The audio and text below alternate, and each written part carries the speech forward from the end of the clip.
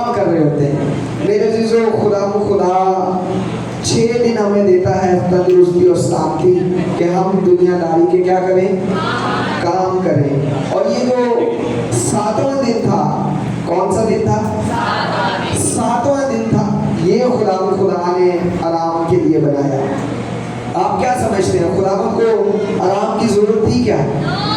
खुदा को आराम की कोई जरूरत नहीं थी। लेकिन पैदाइश की किताब में 2 बाब में जब खुदा ने इंसान को कौन से दिन बनाया? संडे स्कूल के बच्चों को और ज्यादा पता होगा कि इंसान को कब बनाया? 6वें दिन बनाया। और जो 7वें दिन था, खुदा ने उस दिन को बरकत भी दी और आराम भी किया। तो इंसान की जिंदगी का जो पहला दिन था, पैदा होने के बाद विशाल भाई, जो अगला दिन था वो किसका था? आराम का। ये आराम हमारी जिंदगी में शुरू से पैदाइश में जब खुदा ने इंसान को बनाया तो 7वां दिन जो इंसान का था वो किस चीज का था? आराम का था।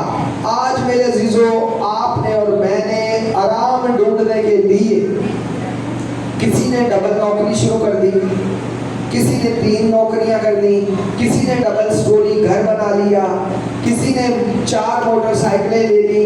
इसके पीछे क्या है कि हमारी जान क्या पाए? आराम पाए। हमें आराम के लिए बहुत मेहनत करनी पड़ती है। आराम को हासिल करने के लिए क्या करनी पड़ती है? बहुत मेहनत करनी पड़ती है। हम अक्सर कहते हैं कि जी, हम जो माँ बाप हैं, जो पेरेंट्स हैं, वो कहते हैं कि हम इसलिए मेहनत कर रहे हैं कि आने वाले दिनों में ये जो हमारे बच्चे हैं इनको आराम मिले। जो जायदाद हम बनाकर जाएंगे वो अपने बच्चों के लिए, किस लिए? कि इनके काम आएगी। आपको मेरी बात समझ में आ रही है? तो आराम, हर इंसान आराम के पीछे ढूंढता फिरता है, आराम की तलाश कर रहा है। मैं आपको बताना चाहता हूं कि आप 12 घंटे 10 घंटे मशीन भी चलाते हैं तो फिर आप उसको भी क्या देते हैं? आप आराम देते हैं। मैंने गाड़ी चलाकर पंजाब गया तो हर 3 घंटे के बाद मैंने गाड़ी को क्या दिलाया? तो इंसान भी इसी तरह आराम ढूंढने की कोशिश करता है। आराम ढूंढते ढूंढते इंसान थक जाता है, लेकिन उसको आराम नहीं मिलता। मैं आपको बताना चाहता हूँ मेरे अजीजों कि आराम के पीछे हम तरह तरह के अच्छे और बुरे काम भी करते हैं कि हमें आराम मिले। जब आपको प्यास लगती है फिर आप ठंडे पानी की तलाश में होते हैं। किसके? ठंडे पानी की तलाश में होते हैं। जब आप ठंडे पानी के 1-2 घूंट पीते हैं फिर आपकी जान बड़ा ही ठंडा जैसा होता है, ठीक है। फिर हम कहते हैं खुदा तेरा शुक्र है कि हमें पानी मिला है, बड़ी प्यास लगी सी, तो जान की मिला, आराम मिला है। मेरे चीजों, दुनिया में आराम ढूंढने के लिए लोगों ने तरह तरह के तरीके अपनाए हुए हैं, लेकिन आराम मैं आपको बताना चाहता हूँ उनकी जिंदगी में नहीं मिलेगा। आज आप देख लें अपने मुआशरे में कि लोगों ने आराम हासिल करने के लिए अपनी सेहत बर्बाद कर दी है। क्या कर दी है? सेहत बर्बाद कर दी है आराम ढूंढने के लिए। आपने फैक्ट्रियों के मालिकान को देखा होगा, मेहनत करके मजदूर बने, फिर मैनेजर बने, फिर उन्होंने मेहनत की तो फैक्ट्री के मालिक बने। जब मालिक बन गए तो उन्होंने कहा होगा, सोचा होगा कि जब मैं मालिक बन जाऊंगा तो फिर मैं आराम पाऊंगा, लेकिन फिर उसको मजदूरों की टेंशन लग गई, फिर उसका काम बढ़ गया, जिंदगी में आराम उसको, हर शख्स जिंदगी में आराम ढूंढता है लेकिन आराम नहीं मिलता। मैं आपको बताना चाहता हूँ, थोड़ी सी तवज्जो दें, थोड़ा सा वक्त मैं लूंगा, ज्यादा लंबा कलाम नहीं सुनाऊंगा, थोड़ा सा कलाम सुनाऊंगा। मैं चाहता हूँ आप सब तवज्जो करें। तो मेरे चीजों, आराम सिर्फ आप ही नहीं ढूंढते, इंसान ही नहीं ढूंढता, जो आराम है वो बदरूएं भी, वो भी आराम ढूंढती है। वो क्या ढूंढती है? वो भी आराम ढूंढती है। आइए एक हवाला मेरे साथ निकालेंगे, मत्ती 12 बाब उसकी 43 और 45 वर्ड्स हम पढ़ेंगे। मत्ती की अंजील 12वां बाब और उसकी 43 आए। जब नापाक नापाक रूह, सब बोले, जब नापाक रूह आदमी में से निकलती है, किस में से निकलती है? जी बेटा। तो सूखे मकानों में, तो सूखे मकानों में आराम ढूंढती फिरती है, आराम ढूंढती फिरती है और नहीं पाती। और नहीं पाती। रुकिएगा जी मेरे अजीजों, ये जो बुरी रूह है ये भी किस चक्कर में है? आराम ढूंढने के। किस चक्कर में? सिर्फ इंसान ही नहीं आराम ढूंढता है, ये बदरूहें जो है वो भी आराम ढूंढती हैं। तो जो चाहता हूँ आपकी जी, तब कहती है, तब कहती है मैं अपने उस घर में फिर जाऊंगी जिससे निकली थी और आकर उसे खाली और झड़ा हुआ और रास्ता पाती है। फिर जाकर और सात रूहें अपने से बुरी हमरा ले आती है और वो दाखिल होकर वहाँ बसती है। और उस आदमी का पिछला हाल पहले से भी बदतर हो जाता है। इस जमाना के बुरे लोगों का हाल भी ऐसा ही होगा। बुरे लोगों का हाल कैसा होगा? ऐसा ही होगा जैसे इस बदरूह का है, जैसे इस बुरी रूह का है। मेरी बात आपको समझ आ रही है भाई? Hallelujah, hallelujah. इंसान भी क्या ढूंढ रहा है? आराम ढूंढ रहा है। इसी तरह ये जो बदरूह है ये भी आराम ढूंढ रही है। खुदा के कलाम में लिखा है कि जब नापाक रूह आदमी में से निकलती है तो वो सूखे मकानों में आराम ढूंढती फिरती है। जैसे आज आप और मैं आराम ढूंढ रहे हैं, इसी तरह ये बदरूहें भी आराम ढूंढती हैं। लेकिन जब उनको उन सूखे मकानों में आराम नहीं मिलता, वो फिर वापस कहाँ जाती है? उसी बदन में जो उसने अपना घर बनाया होता है। माजरत के साथ, जब हम पंजाब से यहाँ शिफ्ट हुए हुए हैं, जब हमें यहाँ कोई मुश्किल, कोई परेशानी आती है, जब हमारे हालात ख़राब होते हैं, तो अक्सर फैमिलियाँ की करनियाँ ने गो टू वापस पंजाब। वो पंजाब चले जाते हैं, इतने सानू सुकून नहीं मिलिया, इतने साडा काम नहीं चलिया, इतने साडे हालात अच्छे नहीं हुए, फिर वापस वो फिर दोबारा पंजाब को शिफ्ट हो जाते हैं। जब वहाँ भी आराम नहीं मिलता, साल 2 साल गंदम की कटाई करते हैं, गंदम खूब कमाते हैं, जब दाने खत्म हो जाते हैं, हालात फिर नॉर्मल आते हैं, तो फिर वो वापस कराची को शिफ्ट हो जाते हैं। तो मेरे अजीजों, हर शख्स के साथ साथ ये जो बदरूहें हैं, मैं आपको बताना चाहता हूँ, ये भी आराम ढूंढती हैं। हालांकि इन्हों का कोई काम है नहीं है, कोई इन्हें मेहनत मजदूरी नहीं करती बदरूहा ने, कोई इन्हों का हार्ड वर्क नहीं है, लेकिन देखें ये भी आराम ढूंढती हैं। और अगर उनको आराम नहीं मिलता तो जो खुदा से जिंदगी दूर है, मेरे मैसेज का जो मेन मरकज, जो मेन करदार है, वो यही है कि जो शख्स खुदा से दूर है, किससे दूर है? खुदा से दूर है, उसकी जिंदगी, ये लिखा है यहाँ पे कि जो ऐसे लोग होंगे उनका भी ऐसा ही हाल होगा। जो खुदा से दूर है, जिसकी जिंदगी में खुदा नहीं है, जो अपने काम काज में खुदा को याद नहीं करते, मैं आपको बताना चाहता हूँ कि जो खुदा से दूर है, आप कितनी मेहनत कर लें, कितनी नौकरियां कर लें, कितने कमेटियां डाल लें, कितने कारोबार कर लें, जब तक खुदा आपको गुरुमंद नहीं करेगा, आप नहीं बरकत पा सकते। आमीन। आप थोड़े में, किसमें? थोड़े में भी आप दयानतदार रहेंगे, खुदा के साथ चलेंगे, थोड़े में भी खुदा को आप शेयर करेंगे, खुदा आपकी कमाई में बरकत देगा। बेशक आपने सुना होगा कि जब हम लोग कहते हैं ना महंगाई बहुत ज्यादा हो गई है, पहले एक कमाता सीधे पूरा टब्बर खांदा सी, एक बंदा वो कमाता किसी, वो भी कोई जज या अफसर किसी, वो पल्लेदारी ही करता सी, बेचारा बाहर जाकर मेहनत मजदूरी करता था, लेकिन पूरा खानदान जो है वो खाता था। उसकी वजह ये है कि उस वक्त बरकत थी। क्या थी? वो लोग इकट्ठे मुठे होकर रहते थे। वो खानदान एक दूसरे की इज्जत करते थे, वो खानदान जुड़े रहते थे, इसलिए उस खुराक में बरकत होती थी। हमारे बड़े बुजुर्ग जब अपने बेटे को अलग करते थे तो वो बड़े परेशान होते थे, कहते थे यार तब दूसरा चूल्हा बन गया तो काम खराब हो जाना है, चूल्हा एक ही रहना चाहिए। तो मेरे अजीजों, जब उस वक्त एक शख्स कमाकर पूरे खानदान को पाल सकता है तो वक्त अभी भी यही है, सिर्फ और सिर्फ। अगर उस वक्त पैसा बहुत कम था, ये भी मैं आपको बता दूं, जितनी आज आपकी और मेरी सैलरी है उस वक्त इतना पैसा नहीं था।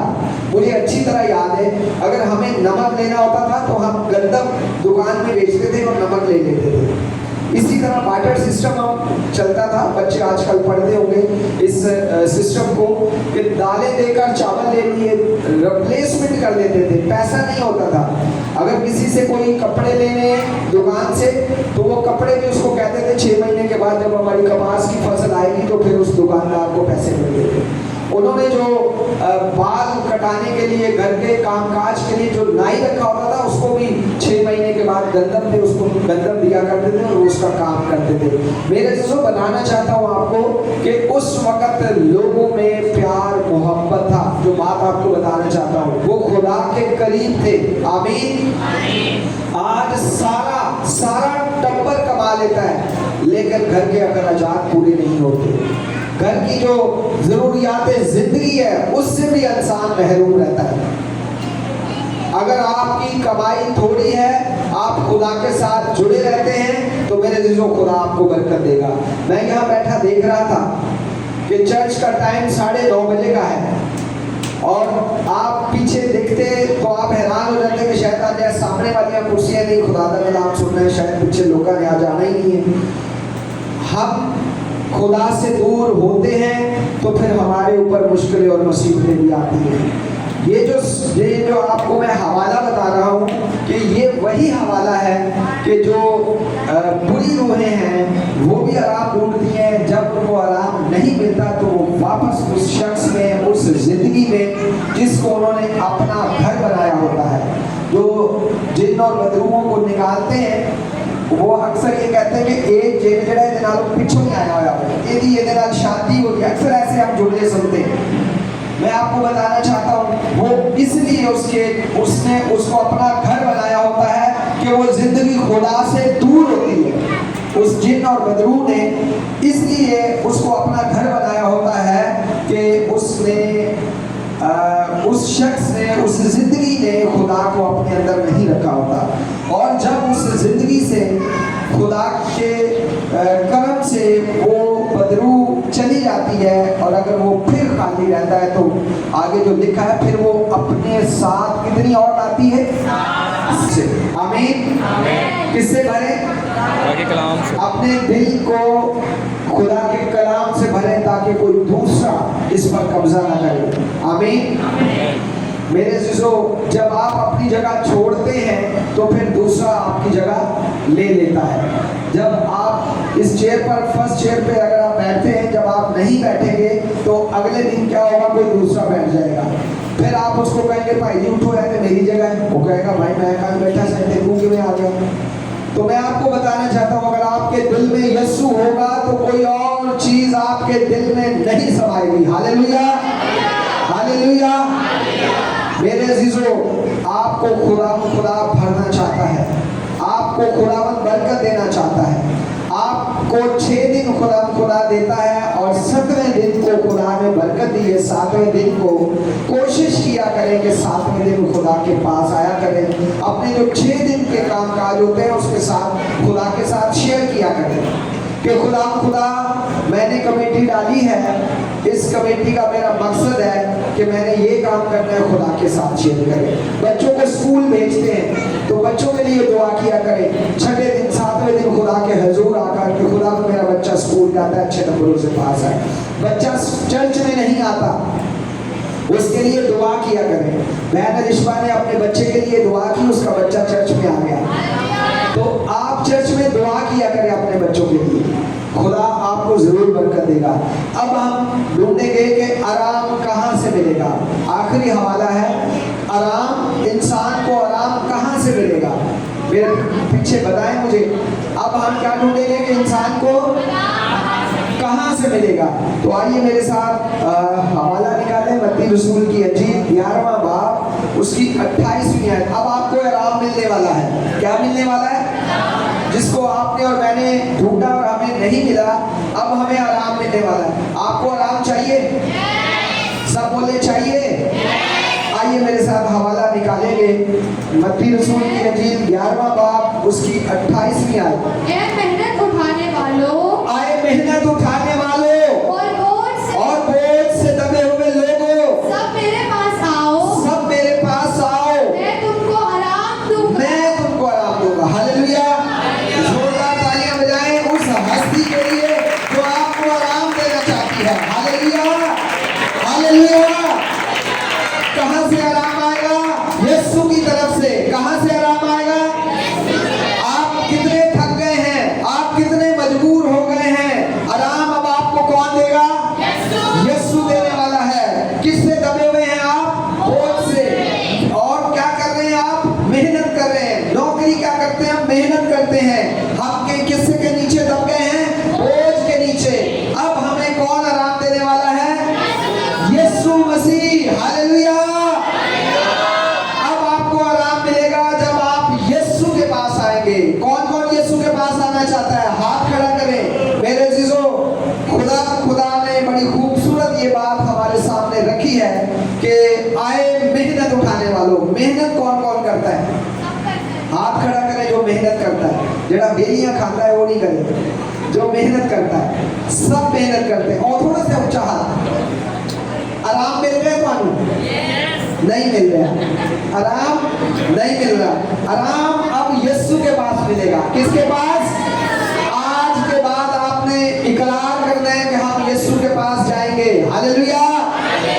जब आप काम से थक कर आए तो किसके पास जाएं? यीशु के पास जाएं। जब बहनें घरों में काम कर करके थक जाएं, शाम हो जाए तो फिर किसके पास जाएं? यीशु के पास जाएं। तो मेरे जीजो, खुदावंद आपको आराम देगा, खुदावंद आपको सुकून देगा। बहुत साल अगर आप खुदा से दूर थे, आपने खुदा की कुर्बत को हासिल नहीं किया, तो मेरे जीजो ये फार्मूला आपके लिए है कि आपको खुदा ने आराम देना है।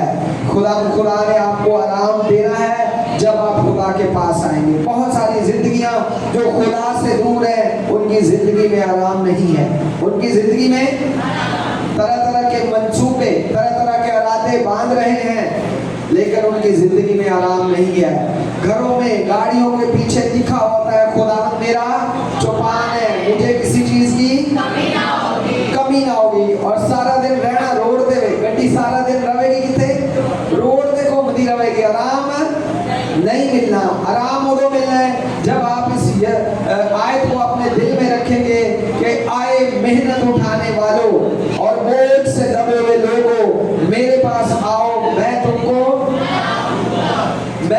आराम दूंगा। खुदा का जुबा हल्का और मुलायम है, मुझसे सीखो। ऐसी खूबसूरत बात है कि मुझसे सीखो, क्योंकि मैं हलीम हूँ और मैं दिल का फरोतन हूँ। तो तुम्हारी जाने क्या पाएंगी? मेरे जीजो, अगर आप अपनी जान को आराम देना चाहते हैं और रेस्ट देना चाहते हैं, तो आप यीशु के पास आइए। आज के हाथ कलाम के वसीला से खुदा सबको बरकत दे। आमीन।